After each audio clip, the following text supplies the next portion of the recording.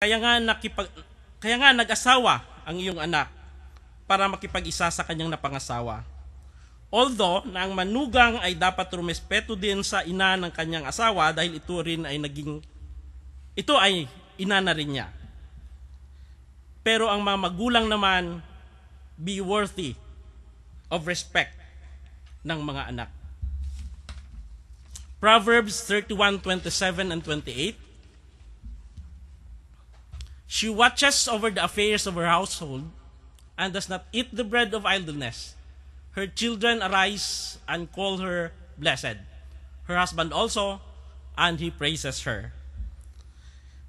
Sinusubaybayan niyang mabuti ang kanyang sambahayan at hindi tumitigil sa paggawa araw-araw. Iginagalang siya ng kanyang mga anak at pinupuri ng kanyang kabiyak. Sabi nga, ikaw ang reyna ng tahanan, pagsisilbihan mo ang iyong asawa. Gagawin mo ang obligasyon mo bilang asawa para makatanggap ka ng papuri na galing sa iyong kabiyak. Ephesians 6:4. Fathers, do not exasperate your children. Instead, bring them up in the training and instruction of the Lord. Mga magulang, huwag ninyong ibuyo sa paghihimagsik laban sa inyong anak. Dahil sa malabis ninyong kahigpitan, sa halip palakihin sila sa tuntunin at aral ng Panginoon. Mga magulang, huwag niyong asarin ang inyong mga anak. Ilagay sa lugar ang mga paghihigpit, kaguluhan palagi ang epekto ng mga ito. Kaguluhan ang kalabisan. Huwag po nating kalimutan ang utos sa atin ng ating Panginoon na palakihin sila sa tuntunin at sa kanyang aral. Ang kasunod po na nagpapagulo sa ating sanlibutan ay yung third party sa love triangle.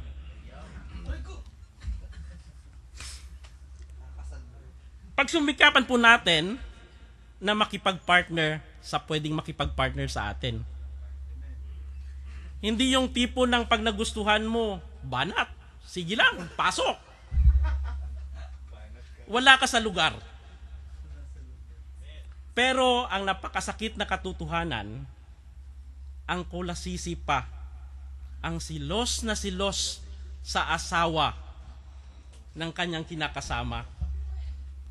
Wala siyang karapatan na magselos. Wala siya sa lugar. Hindi siya asawa eh. Kabit lang siya eh.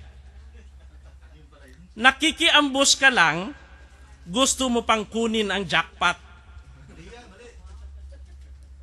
Kahit kabit ka, magkaroon ka naman ng delikadesa. Lumugar ka sa dapat mong lugaran. Mark 10:8. And the two will become one flesh. So they are no longer two, but one. At sila ay magiging isa, kahit hindi na sila dalawa, kundi isa. Kapag po tayo ay nagdesisyon na makipag-isang dibdib, pinagkaisa na po tayo ng Panginoon. Wala nang kanya-kanya, isa na po kayo. Iisa na po kayo. Hebrews 13:4. Marriage should be honored by all, and the marriage bed kept pure. For God will judge the adulterer and all the sexually immoral. Dapat igalang ng lahat ang pag-aasawa at maging tapat sa isa't isa ang mag-asawa, sapagkat tulad ng Diyos ang mga nakikiapid at mga nangangalunya. Pag alam po nating may asawa na yung tao, huwag na tayong magpapapansin pa. May asawa na yung tao eh. Ganon din po tayo na kung may asawa tayo, huwag na rin tayong magpapapansin. Huwag nang umarengkeng. Igalang po natin ang panag-isa ng ating Panginoon para di tayo makakatikim ng hatol na nanggagaling sa ating Panginoon. Ang sumunod pong nagpapagulo sa sanlibutan ay yung parents who live through their children. Ang mga frustrations ng mga magulang, gusto nila ang mag-fulfill yung mga anak. Frustration, halimbawa ni Ate Jane, maging beauty queen yung anak niya. Frustration siya maging beauty queen siya. Hindi niya natupad. Gusto niyang ipagawa sa kanyang anak. Frustrations ko maging doktor. Pinapagawa ko sa anak ko maging doktor. Frustrations, halimbawa, ng isang kapatid is maging engineer. Gusto niya maging engineer, kanyang anak. Alalahanin po natin na ang bawat nilalang ng Diyos ay unique. Walang dalawang tao na magkakapareho. Psalm 139:14, I praise you because I am fearfully and wonderfully made. Your works are wonderful. I know that full well.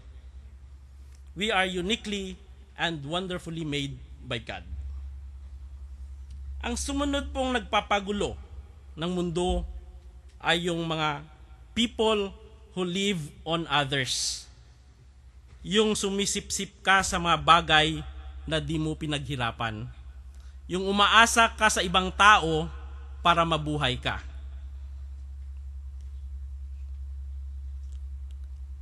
Katulad halimbawa ng niyayaya ka sa Starbucks one time. Sa susunod na yayaan, akala mo niyayaya ka pa. Yun pala hindi na. Ang invitation po ay good for one entrance only. You need another invitation for another entrance. So wag mong sasabihin na pag niyaya ka ngayon, akala mo sa susunod niyayaya ka pa rin.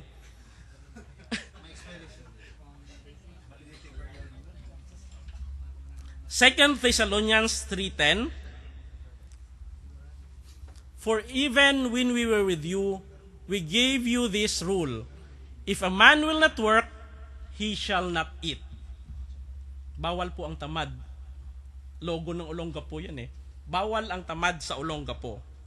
Huwag pakainin ang mga tamad. Dapat ang lahat ng ating mga tinatamasa ay pinaghihirapan po natin. Pinagtatrabahuhan po natin. Kung anumang tagumpay ang ating ini-enjoy, ay dapat yun ay pinagsumikapan po natin. Pinagpupursigihan na ating makamit sa tulong at awa ng ating Panginoong Diyos. Hindi yung asa ka lang ng asa. Matanda ka na nga, umaasa ka pa rin. Magkakaapo ka na, umaasa ka pa rin. Wala ka sa lugar. Genesis 3:19, by the sweat of your brow, you will eat your food until you return to the ground, since from it you are taken, for dust you are, and to dust you will return. Magsipag ka para ikaw ay makakain. Kumayod ka para makasweldo ka, pantustos ng iyong mga pangangailangan. Hindi yung naghihintay ka lang ng bigay sa iyo. Kaya tingnan natin ang kultura ng Pilipino. Mahirap tayong umasenso dahil iisa lang kumakayod, sandamakmak ang umaasa. Hirap na nga sa buhay, nagpapasikat pa. Alalahanin na yung birthday ng kamag-anak kung nandito tayo sa Saudi. Birthday ng mga kamag-anak mo sa Pilipinas. Sa araw-araw ba naman ng birthday nila, papadalhan mo ng papadalan? Paano ka asenso? Paano tayo lalago? Kaya dapat lahat hindi natin inaasa. Kumakayod po tayo. Nagtatrabaho po tayo. Hiningi mo lang naman yung cellphone. Gusto mo pang magpasikat. Wala namang sinusweldo. Text pa rin ng text. Bagsak-bagsak naman ang mga grades. Gusto pang magka-iPhone 5.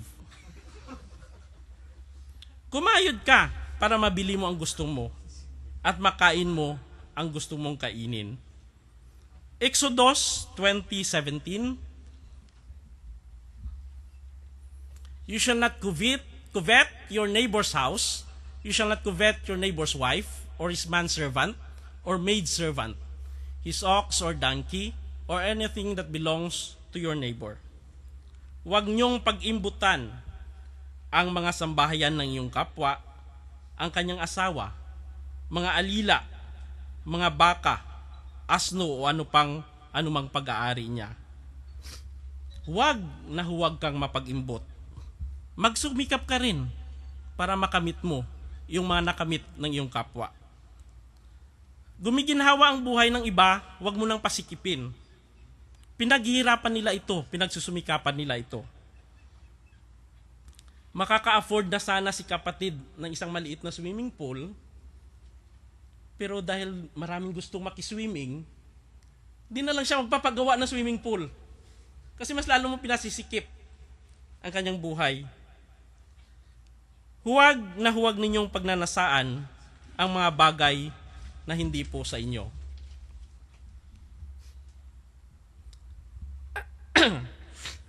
Ang sumunod pong nagpapagulo sa ating sanlibutan ay yung insubordinates, subordinates. Mga sakop na ayaw magpasakop. People who breaks the chain of commands. Nagdudulot po iyon ng kaguluhan. Dapat lumugar ka kung saan at ano ang posisyon o kinalalagyan mo. Dahil kung ginagawa mo ang gawain na hindi sa'yo, inaalis mo sa pwesto ang taong dapat gumawa nun. Porky ba't fully trusted ka ng boss mo, igagawin mo na ang mga bagay na siya lang dapat ang nakakagawa, pwedeng gumawa. Titus 2, chapter 2, verse 9 and 10. Teach slaves to be subject to their masters in everything, to try to please them, not to talk back to them, and not to steal from them, but to show that they can be fully trusted, so that in every way they will make the teaching about God, our Savior, attractive. Pagbilinan mo rin ang mga alipin